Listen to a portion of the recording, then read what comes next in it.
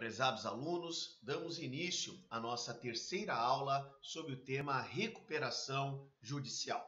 Na nossa primeira aula, nós nos preocupamos em apresentar quais são as condições previstas no artigo 48 da Lei 11.101 para que alguém pudesse se habilitar ao requerimento de recuperação judicial, e nós também analisamos quais eram os requisitos para a petição inicial de requerimento de recuperação judicial. Além de que nós verificamos, no término da nossa primeira aula sobre esse tema, nós analisamos a decisão que defere o processamento da recuperação judicial. Decisão que é prevista lá no artigo 52 da Lei 11.101 de 2005. Na nossa segunda aula, nós nos dedicamos à análise da habilitação de crédito e à análise da impugnação da relação de credores. Na aula de hoje, nós vamos tratar de forma mais específica do plano de recuperação judicial. O nosso objetivo é entender o que é o plano de recuperação judicial, no que ele consiste, qual é o seu conteúdo mínimo, bem como qual é o prazo para a sua apresentação e como que se processa a aprovação ou não desse plano de recuperação judicial. Então vamos ao nosso primeiro slide. O grande tema é o que é a recuperação judicial, mais especificamente, o que é um plano de recuperação judicial. Quando nós falamos um plano de recuperação judicial, nós estamos falando numa estratégia, isto é, num plano, num conjunto de atividades que estarão baseadas nos meios de recuperação que estão previstos no artigo 50 da Lei de Recuperação e de Falência. E essa estratégia que vai utilizar uma ou algumas daquelas opções contidas no artigo 50 da Lei de Falência e de Recuperação de Empresa tem como objetivo fazer com que a empresa possa se recuperar após um período de fragilidade econômico-financeira, após um período em que a empresa, mais especificamente o empresário ou a sociedade empresária, não tem condições de arcar com todas as suas obrigações. Quando nós tratamos de plano de recuperação judicial para fins da Lei 11.101 de 2005 e para os fins da aula de hoje, nós estamos nos referindo a um instrumento. Vejam, senhores, que quando nós falamos em instrumento, nós estamos falando em um documento que vai apresentar a estratégia, isto é, o conjunto de atividades que serão realizadas pela empresa com o objetivo de fazer com que ela possa sobreviver num período de deficiência econômico-financeira.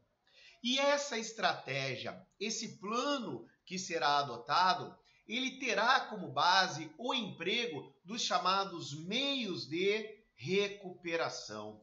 Os meios de recuperação que são previstos no artigo 50 da Lei 11.101. Esses meios de recuperação que nós já vamos tratar, eles constam da Lei 11.101, constam do artigo 50 dessa lei, mas não num caráter taxativo, num caráter final, mas tão somente num caráter exemplificativo.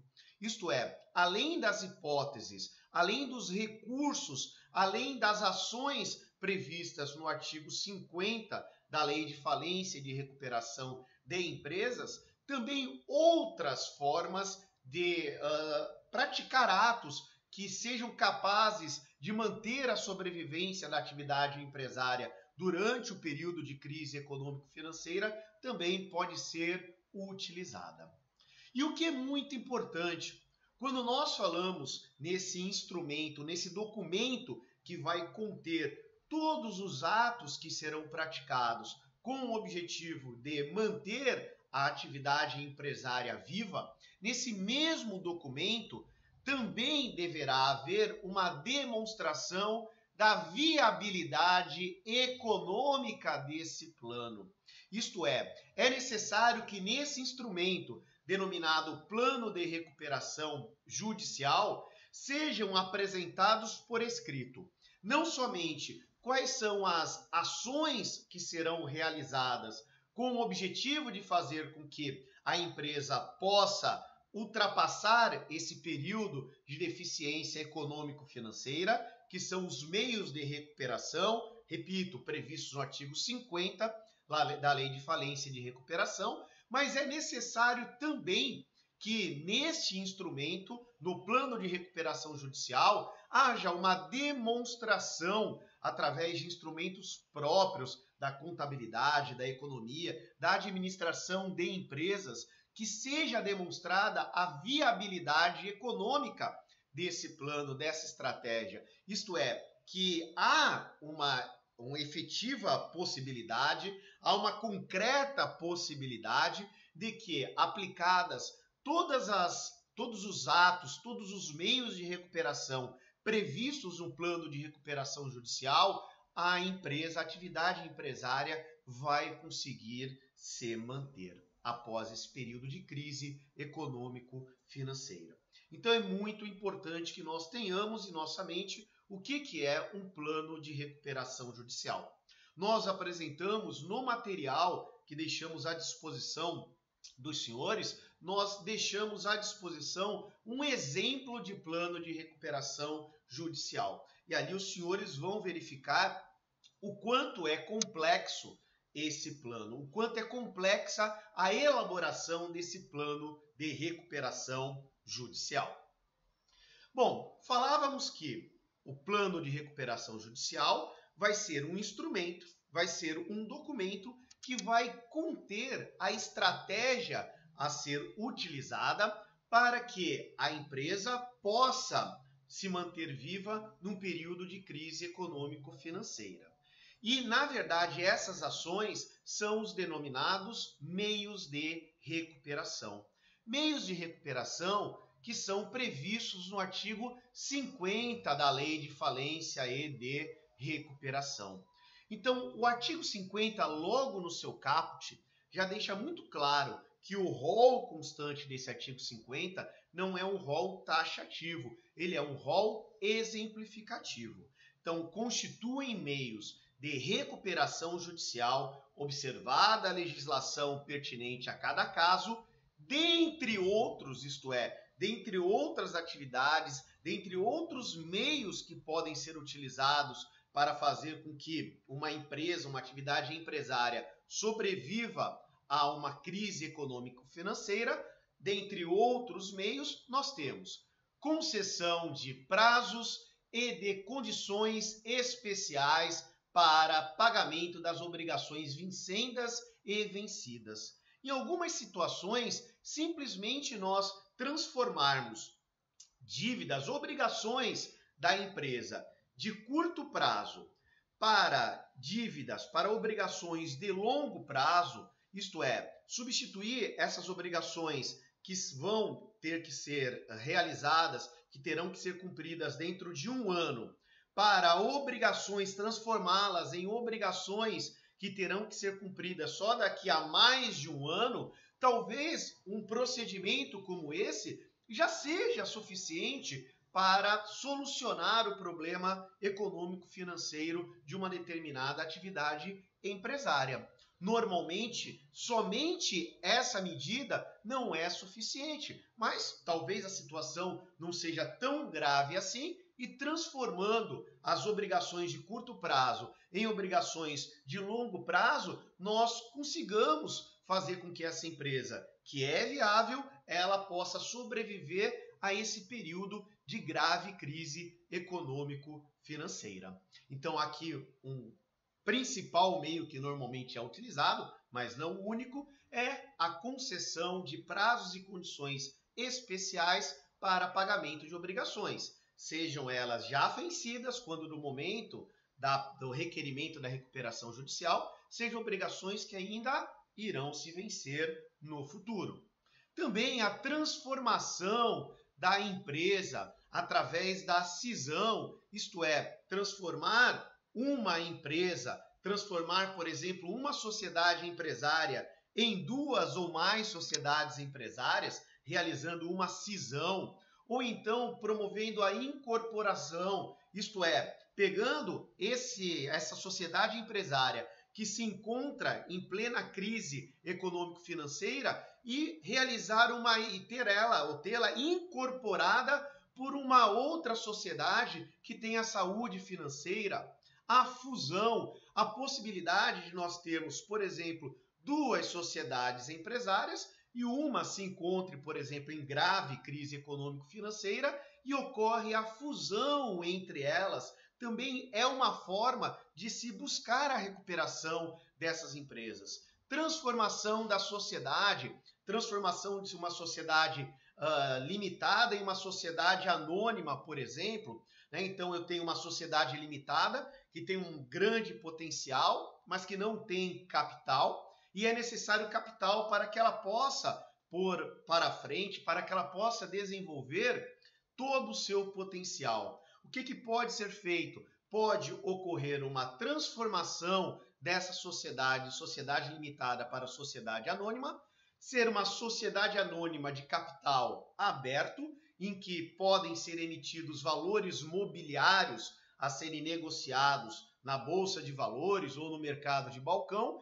e com a comercialização, com a negociação desses valores mobiliários, consegue-se o capital necessário para que essa atividade empresária possa sobreviver ao período de uma crise econômico-financeira. Constituição de subsidiária integral, isto é, a constituição de novas empresas a partir de uma empresa que se encontra em grave declínio econômico-financeiro, em grave complicação, dificuldade econômico-financeira, talvez a criação de uma subsidiária que vai, na realidade, exercer uma atividade paralela para socorrer a atividade principal que se encontra em crise. Cessão de cotas ou de ações, né? Talvez essa empresa ela tenha várias cotas ou ações em tesouraria e essas cotas, essas ações podem ser transferidas para terceiros ou até mesmo para sócios e com o valor dessa transferência possa-se ter o valor, o capital necessário para manter viva essa atividade empresária. Alteração do controle societário. Então, em algumas situações, aquele que está no controle societário, ele pode estar já mal visto pela sociedade, por exemplo, e talvez entregar o comando da empresa, o controle da maior parte das cotas ou das ações com direito a voto a um outro grupo de pessoas, a uma outra pessoa, pode ser um meio utilizado pela empresa para se recuperar. Substituição total ou parcial dos administradores. Então, é algo muito parecido com a alteração do controle societário. Então, imaginemos que a empresa está sendo administrada por uma determinada pessoa e essa pessoa não tem mais credibilidade no mercado, fazendo com que a substituição desses administradores seja um recurso bem importante para que essa empresa possa obter novos clientes, possa obter novos investidores e possa sobreviver numa situação de declínio econômico-financeiro. Concessão aos credores de direito de eleição em separado de administradores e poder de veto aos credores, poder de veto em relação a determinadas matérias. Então, nós vamos ver que um dos meios de recuperação que são utilizados é a administração compartilhada, isto é, passar-se a compartilhar a administração da empresa entre o titular dessa empresa, o dono da empresa e os seus credores. De que forma? Os credores indicando administradores ou indicando, se não todos os administradores, ou o único administrador, indicando pessoas que também contribuirão para a administração dessa atividade empresária que se encontra em declínio. Aumento do capital social. Parece bastante estranho, não parece? O aumento de capital social numa sociedade que se encontra em situação de declínio, de deficiência econômico-financeira. Vejam, senhores, que pode acontecer da empresa, da atividade empresária ter um potencial enorme, que de o objeto dessa empresa ter um ótimo potencial, como, por exemplo, um aplicativo que fosse capaz de hoje monitorar todas as pessoas que se encontrassem com o Covid-19. Vejam que um aplicativo desse seria capaz de fazer com que houvesse um maior controle da saúde no Brasil e que nós pudéssemos passar pela pandemia de Covid-19 de uma forma menos dramática. Entretanto, a despeito da ideia, a despeito de ter tudo já planificado de como produzir esse aplicativo, a empresa não tem condições, não tem capital para pagar aqueles que vão realizar, que vão elaborar o aplicativo, para pagar, por exemplo, os programadores. Talvez haja necessidade de investidores.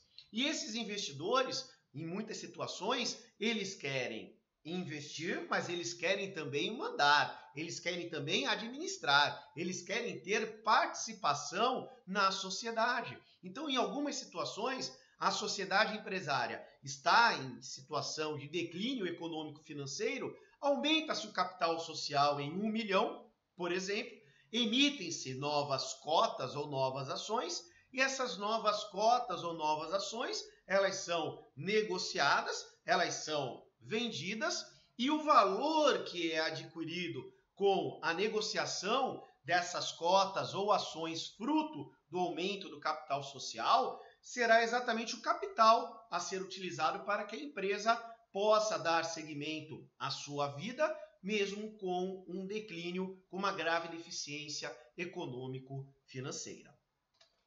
Temos mais no artigo 50. Trespasse ou arrendamento de estabelecimento empresarial.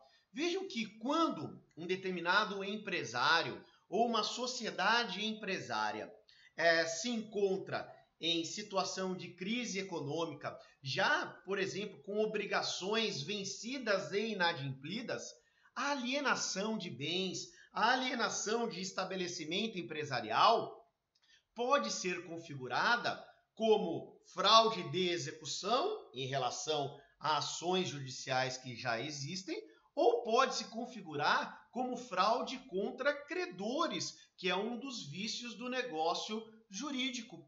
Então, em algumas situações, tem-se que a empresa está muito endividada e ela tem vários estabelecimentos empresariais. E a venda de um desses estabelecimentos seria capaz de obter o capital suficiente para que essa atividade empresária, para que esse empresário, essa sociedade empresária, pudesse quitar todas as suas obrigações. Só que se realizar essa alienação fora de uma recuperação judicial, fora de um plano de recuperação judicial, essa conduta pode ser considerada como fraude contra credores. Mas vejam, senhores, que dentro de um plano de recuperação, afasta-se essa presunção de fraude. Então, o trespasse, isto é, a alienação do estabelecimento empresarial, ou até mesmo, se não a alienação à venda,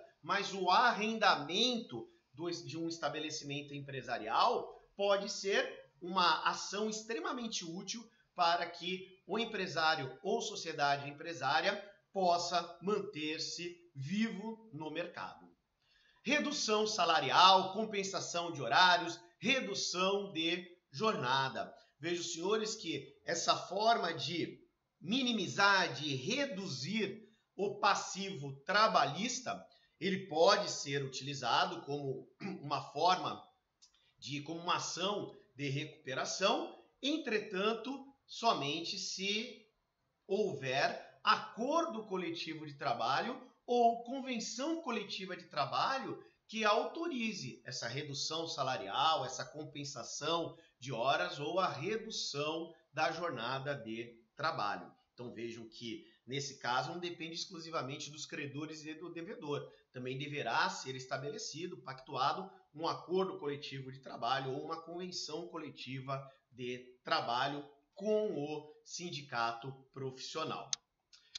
Também temos a dação em pagamento ou novação de dívidas do passivo. Então, a entrega de bens do devedor em recuperação como forma de quitar obrigações existentes, a novação de dívidas do passivo, isto é, a modificação dessas obrigações, a transformação dessas obrigações, normalmente transformando-as de obrigações de curto prazo ou obrigações já vencidas. Então, obrigações já vencidas ou obrigações que vão se vencer em curto prazo, por exemplo, em 6 meses, 8 meses, renegociar essas dívidas para que elas passem a ter como vencimento um período daqui a 1 ano, daqui a 1 ano e meio, por exemplo. Constituição de sociedade de credores. Então, pode ser criada uma sociedade formada por credores do devedor e a esta sociedade, por exemplo, pode ser transferido um estabelecimento empresarial do devedor para que, com essa transferência, quitem-se algumas obrigações desse devedor. Então, a constituição de sociedade de credores também é algo bastante interessante. Os credores se unem, formam uma sociedade e essa sociedade ela pode não só receber bens do devedor em recuperação, como também pode receber estabelecimento empresarial desse devedor. Ou até mesmo essa sociedade de credores pode se tornar acionista ou cotista da sociedade empresária que está em recuperação.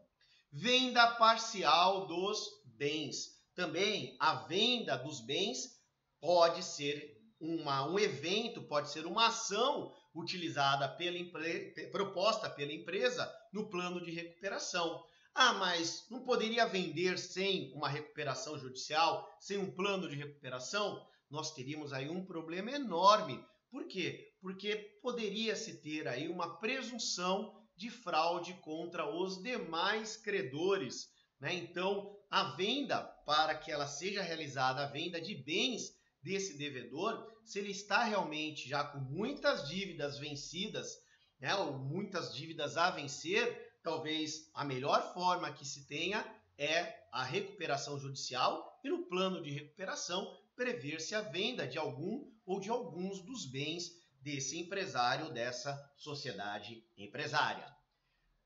Continuamos. Equalização de encargos financeiros relativos a débitos de qualquer natureza, tendo como termo inicial a data da distribuição do pedido de recuperação judicial, aplicando-se inclusive aos contratos de crédito rural. Isto é, negociar-se, propor-se aos órgãos que compõem o sistema financeiro nacional uma mitigação, uma redução dos encargos financeiros. Talvez a redução dos juros incidentes sobre uma obrigação prevista num determinado contrato seja a grande tábua de salvação de um empresário ou de uma sociedade empresária. Usufruto da empresa. Pode-se, por exemplo, ou realizar-se o arrendamento de um estabelecimento empresarial, ou pode-se simplesmente entregar-se à empresa como um todo para que uma determinada pessoa, um determinado grupo de pessoas, como por exemplo uma sociedade de credores, extraia os frutos, explore, use e extraia os frutos da atividade empresária e com esse usufruto haver uma redução no valor dos débitos, das obrigações dessa empresa. A administração compartilhada também é uma outra forma em que o devedor, junto com os credores, vão administrar conjuntamente a atividade do empresário, da sociedade empresária em recuperação. Emissão de valores mobiliários, né? Então, quando nós estudamos em direito da empresa, nós estudamos as sociedades, estudamos as sociedades por ações, a sociedade anônima e a sociedade em comandita por ações. E nós vimos que as sociedades anônimas, elas podem emitir valores mobiliários, elas podem emitir títulos de crédito que possam ser negociados, por exemplo, na Bolsa de Valores ou no mercado de balcão. Então, emissão de valores mobiliários, exemplos de valores mobiliários, debentures, commercial papers, nós temos também as ações, bônus de subscrição, são todas espécies de valores mobiliários que podem ser emitidos pela sociedade, serem negociados e o valor advindo da negociação desses valores mobiliários servirem para capitalizar a atividade empresária. Constituição de sociedade de propósito específico para adjudicar em pagamento dos créditos ativos do devedor. Então, vamos imaginar que essa sociedade empresária que está em recuperação judicial, ela seja uma construtora e haja um prédio. Tem um prédio que está no meio do caminho em termos de construção e já foi recebido o valor de venda das unidades autônomas de todos os proprietários das respectivas unidades, só que esse prédio não terminou de ser construído. O que pode acontecer? O que pode acontecer é termos a constituição de uma sociedade de propósito específico, como, por exemplo, os credores se reúnem em uma sociedade que vai ter como objetivo específico receber o prédio no estado em que ele se encontra e realizar o término dessa construção. Então vejam, senhores, que esta sociedade de credores ela é constituída com um propósito específico de continuar uma determinada atividade do empresário, da sociedade empresária em recuperação judicial e fazendo com que negocie-se o valor da obrigação pela adjudicação, isto é, a entrega dessa parte da atividade econômica para uma sociedade de propósito específico que normalmente será formada por credores ou então por novos investidores que venham a capitalizar a sociedade empresária que esteja em recuperação, por exemplo. Vejam, senhores, que nós, obviamente, passamos os olhos por todos esses meios de recuperação e nós, enquanto advogados, atuando na defesa de um empresário ou sociedade empresária que esteja em recuperação judicial, nós podemos contribuir na elaboração desse plano de recuperação. A realidade é que dificilmente nós, advogados, sozinhos, teremos a expertise necessária para a elaboração de todo esse plano de recuperação, como a gente já vai ver no nosso segundo bloco. Mas é importante que nós saibamos que todos esses meios, todas essas hipóteses que constam do artigo 50 podem ser utilizadas na estratégia, no plano de recuperação judicial e que esse rol contido no artigo 50 não é taxativo, ele é exemplificativo. Podemos ter outros meios utilizados no plano de recuperação judicial, além desses previstos no artigo 50. Ficamos por aqui e logo retornaremos para o nosso segundo bloco, em que nós analisaremos qual é o conteúdo mínimo de um plano de recuperação judicial.